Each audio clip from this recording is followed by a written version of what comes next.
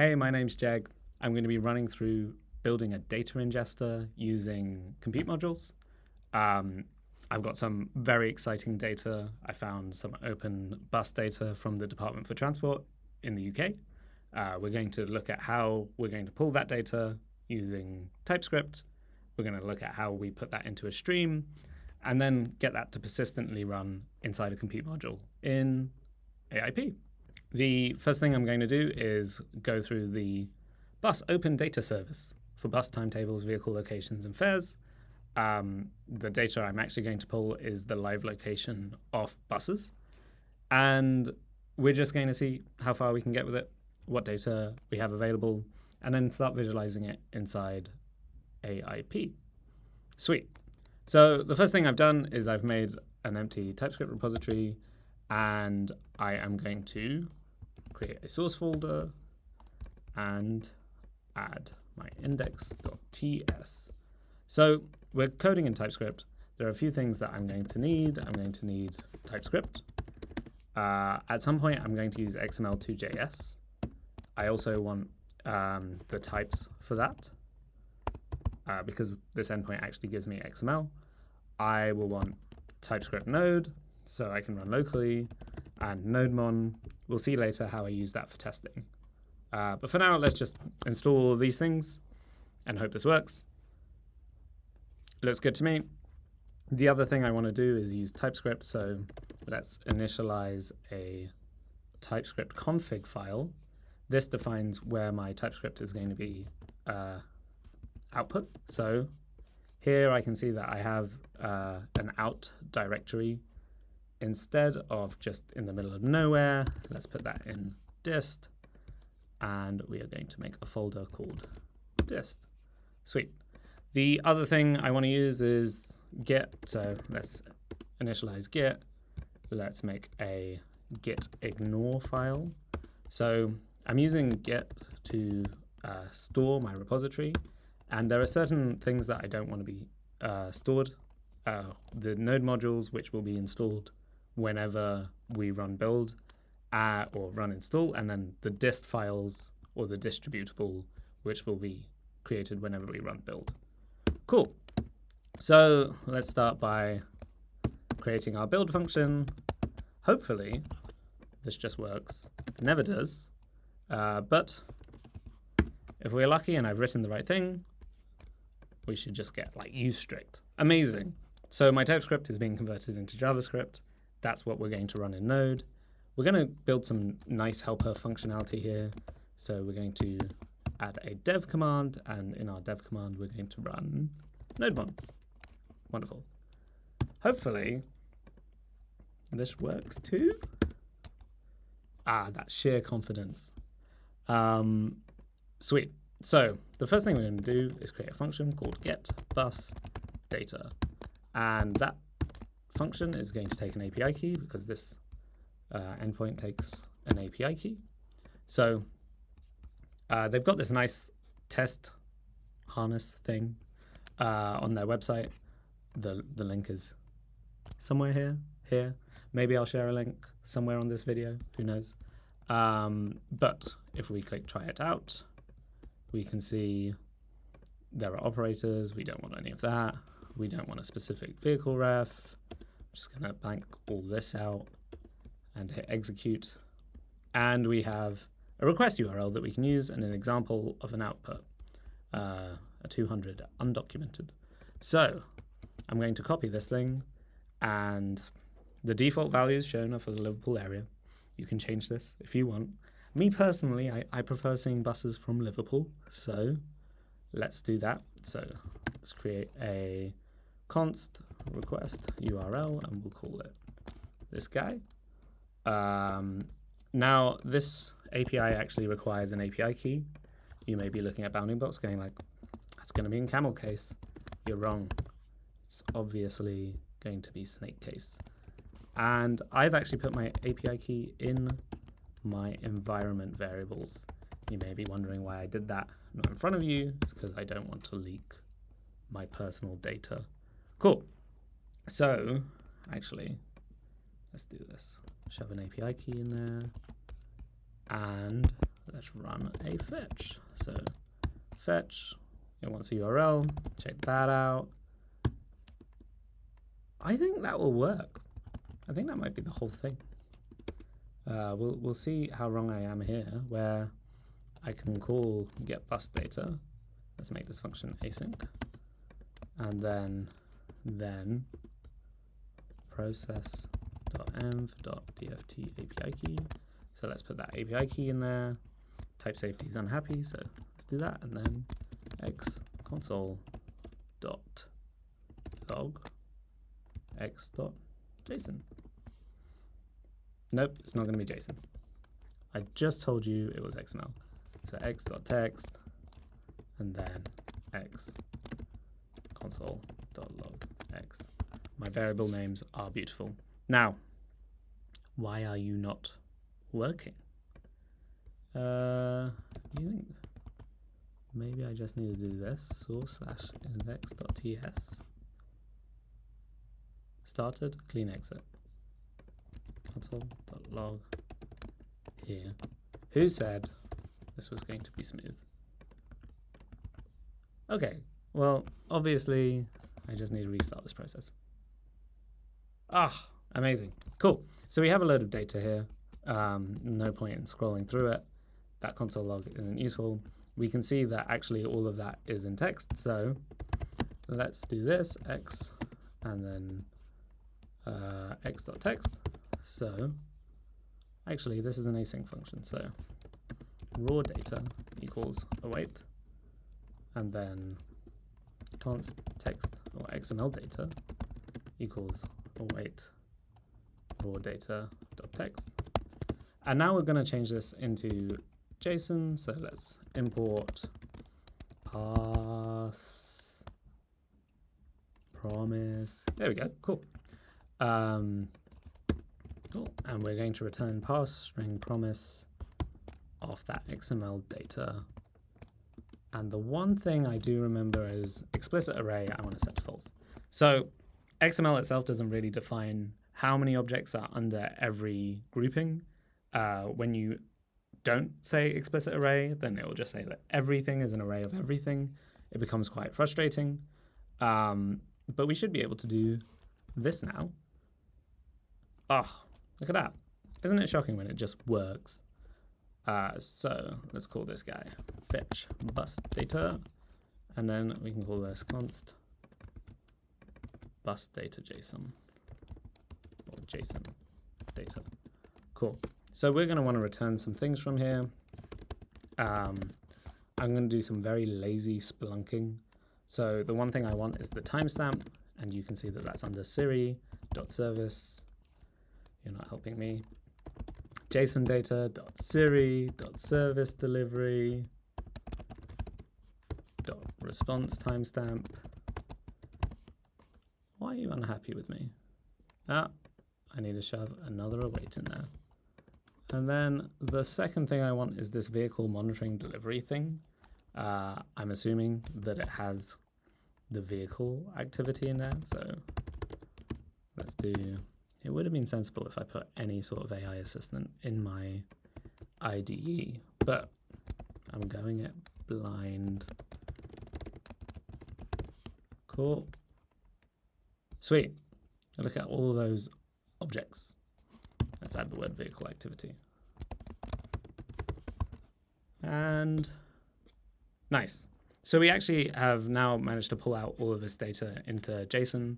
The reason this is useful is when we stream data into Foundry, it's accepted in a struct or a JSON format. So it's a lot easier to work with it as JSON.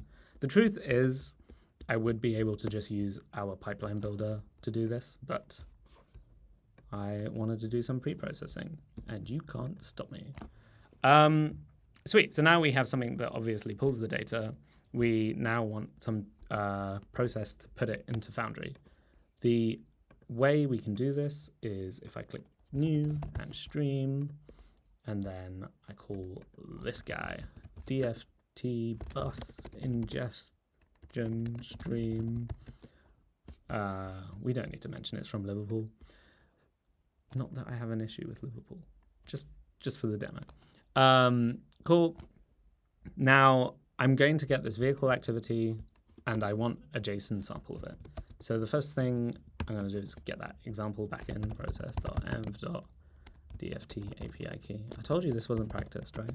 So we're doing it live. And then x and console.log x.vehicle activity 0. And then we want to JSON stringify it so I don't see all of this like valid nonsense. Please tell me that's going to give me something useful. Cool. Now, watch the wonder of Foundry. I don't even need to know my types. I can just generate a type from sample. Now, I actually don't want all of these extensions. These are specific to regions. But what this will do is it will validate the schema when a row is put in. Everything is nullable, so we should be safe. Oh, I hit back. Can I hit forward? Yeah, let's do it again. So fast. I'm going to set the throughput to normal.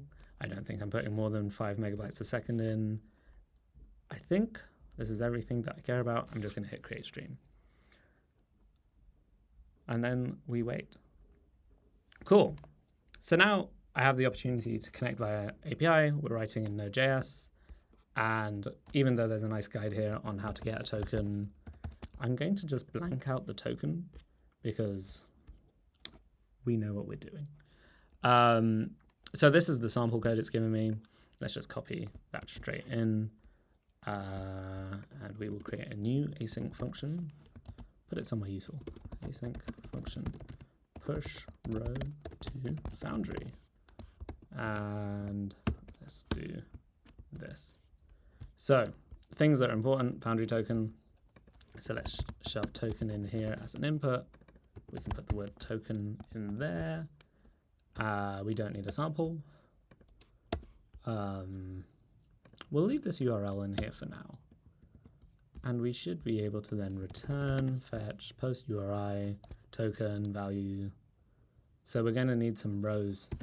Rows is an array of any. And you see how this example takes one row? Check us out, we're going to do many. So for each row, we're going to map that guy to value row. I think that would work, really. I don't need to console log this data. Maybe we'll catch that error. Who knows? I don't actually need any of that. Look at that. Look how simple this has become. Right, so we're going to fetch bus data. And then let's make a little main function. Look at me. It's like I'm writing Java all over again. So we're going to const data equals fetch bus data. We're going to put that process dot. It's literally right here. I just love typing. And then we are going to push row to Foundry. I've already put my token into my environment variables. Why is that, Chris? Oh, because I don't want to leak my token. And then we're going to put the rows in here. This is where things get interesting. Actually, I'm just going to put vehicle activity. So data dot. Oh, let's make this async. I need to await data. So data dot vehicle activity. What are the chances that this just works? I think I've said that before. I don't have a lot of trust in my engineering ability.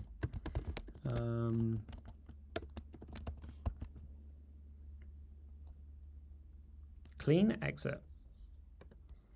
So if request, aren't we impressed? Look at that. View this data set. I now have data in Foundry. It is this big struct. We'll sort that out later. But everything seems pretty good to me. And let's make this run every 10 seconds. Set interval. Main. Let's call main directly. I'll explain why in a bit. I have some forethought into my process. And let's put some logs in here so we know what's happening. Console.log, fetching buses, and then maybe we'll say how many buses we got. Console.log got data.vehicleActivity.length buses. Now, if I only got one bus, this log line would be wrong, but we can put that into a GitHub issue, I guess. Put an await here, and then rows pushed to Foundry. Cool. So we have the simplest ingester. It's pulling data from the Department for Transport, shoving it into Foundry, running every 10 seconds. I've written 38 lines of code. So now for the hard part, let's get it persistently running in Foundry using compute modules. So first thing we want to do is create our friend, the compute module. So I went to new, I hit compute module. I'm going to hit next. We're going to do pipelines mode. Do we want, we do want an output? Yeah. DFT ingestion stream. Let's call this guy output. On master, hit add, hit save. What is next? Let's get started. Where we're going, we don't need Python. So there's a nice guide in here. And we have this library called compute modules. I'm going to daringly install the latest version. So let's install that guy. And we have an example of how to create a compute module. So we can start with this bit of code. And all we're doing is validating that this thing has been run in a pipelines mode. If not, then things are going to go terribly. Let's just end our execution. Now, after that, you can see we can get our build token, and we've got an example of how to get a service API. So we're going to use all of these individual fun code pieces, but the other thing I want is to add a Docker file. So when we're making a compute module, what we're doing is actually containerizing some code. In this example, containerizing is describing the environment in which my code will run. So I'm getting a Node.js image. I'm building for the AMD 64 platform. That's really important.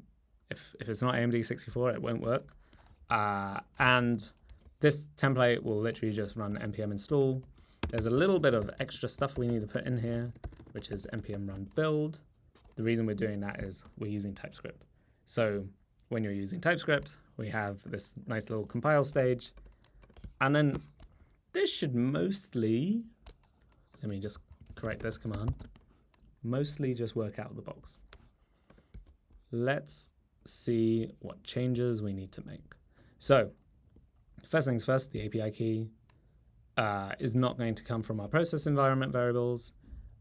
We are going to need a stream proxy URL. So we won't be hitting the front door, so to speak, anymore. So what will happen is we will do this. Maybe we'll save that front door so that we remember it for later, just for the memories. Cool. And instead, we're going to do this and add a stream proxy URL. Is that everything? I think so. Cool. So step one, where are we going to get our credential? So in Foundry, we have credential stores. We can describe what we call a source. Our source is going to be called DFT API, and the credential name is going to be called API key. And you're going to tell me, oh, this could be null. Let's just ignore type checking. You can tell me I am a bad person. I don't care. Right. Compute module environment is... Well, we validated this up here. Let's do it then. Let's put token in here as a string. because this function doesn't know when it's going to be run, and we can just put the word token in here. Cool. So now we have the token. There seems to be some other stuff. Oh, and the stream proxy URL, right? Stream proxy. No? Yeah, let's do this. Compute module dot get service API foundry service dot stream proxy. I'm really hoping I'm getting this all right, but okay. So there are a few things to note here. Firstly, inside the compute module, we are going to say where services are. These things are available to you. There's other services. This is very nicely typed. Secondly, we give you a token, which is scoped down to the security of the things you put in as inputs and outputs. So it can't access anything else, but that's perfect. Like, we like security. And we can also get our secrets, so we don't need to hard code secrets anymore. Not that you were doing that before. Cool. So then when we call this function, now it's type safe, we can put our build token in here, and we can put our build token. Why do you do this to me? Yeah. Well, we can put our build token in here. We just need to do this. Now, some people may be watching this and going like, this code isn't very clean. I'm writing it live. Come on. Right. Have I got everything I need? I think so. So let's create a repository. My repository is going to be dft containers. Hit create, ambitiously implying that there are going to be more containers. I can call this the dft ingestor. And we're going to build. So this first command takes that Docker file, gets all the files, runs this plan. If I've done everything right, then this will just work and it won't throw. You see that? Cool. And then this command will then push that Docker file into Foundry. And I think that's it. So let's just quickly jump over. The command has appeared. We can call this dft ingestor. We can update our configuration, and our compute module is almost done. Almost. Cool. So when we go to the configuration page, we can see there's an output, we can see a container, but we haven't put our secrets in. So what we're going to do is create a generic source. In Foundry, let's call this the dft source. We bundle our egress policies and our secrets together. So when you're leaving the platform, there's an intent that you're probably going to need secrets to do that. Hopefully, if I hit confirm here. Oh no, I'm assuming I already have a DFT API. Let's go. DFT source was quite good. Confirm. Nice. I did say I was doing it live, right? And there is already an egress policy. I want to enable exports. Save. This just means that we're happy with data leaving. We want an API key in here. Now, I'm very proud of this moment. I already thought about the fact that I'd have to show my key on here in order to paste it. But what if I already put it into my command line? That's good, right? No secrets leaked today. Today we are safe. It is a safe day. Cool. I hit save, and we're aware that my source is wrong because I said DFT API. So let's do this. DFT source instead. Do a new release. Look how quick this is. So 0.2. Look at that. We're doing so well. We're already on version 2. If that isn't impact, I don't know what is. Push these new layers and then bump this guy up to version 2. Hit save. Moment of truth. Will it just run? This is anticlimactic.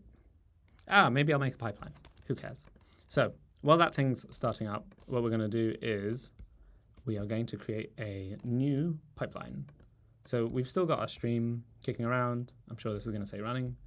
And the first thing we want to do is create a new pipeline.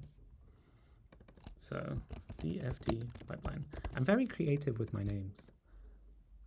Now in Pipeline Builder, this is our in-platform pipeline builder. What great naming we have.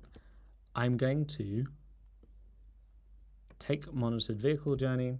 I see it's a struct, and then I should have something that's like flatten struct, and then max depth 2, because I know that there are nested things in here. I can hit accept. I can hopefully see latitude and longitude. Nice. So we've got the information I need in here. I might even use AI to name that board while I'm here. Cool. I'm just going to now create an object type. So most things, let's call it DFT demo bus.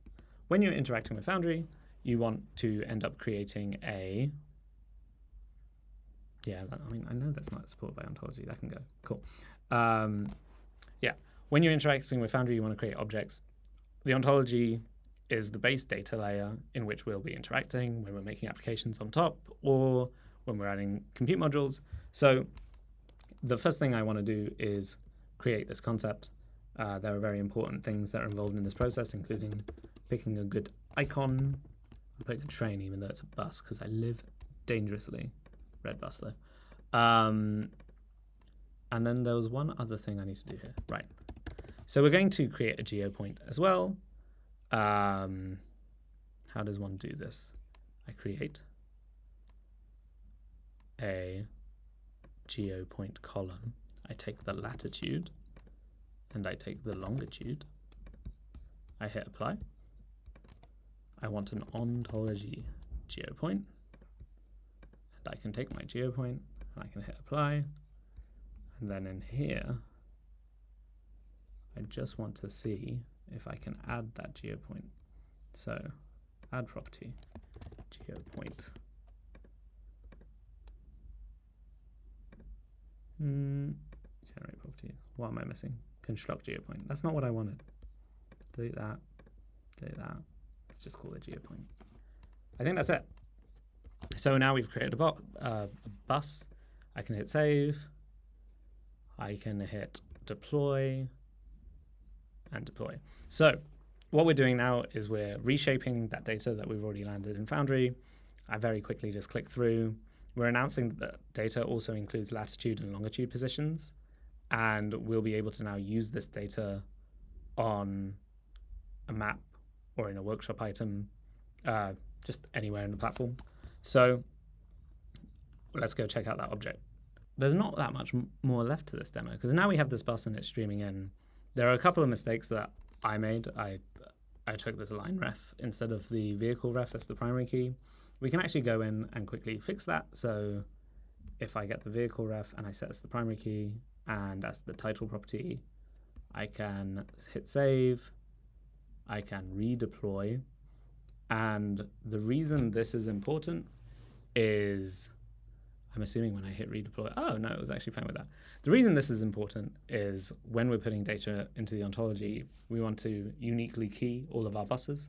So I was actually keying like our buses on route 4 rather than the individual number plates of buses.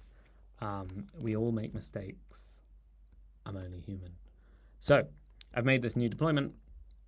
And then the final thing I want to show you about these buses are, if I go back into our friend, the ontology, I should be able to open in Object Explorer.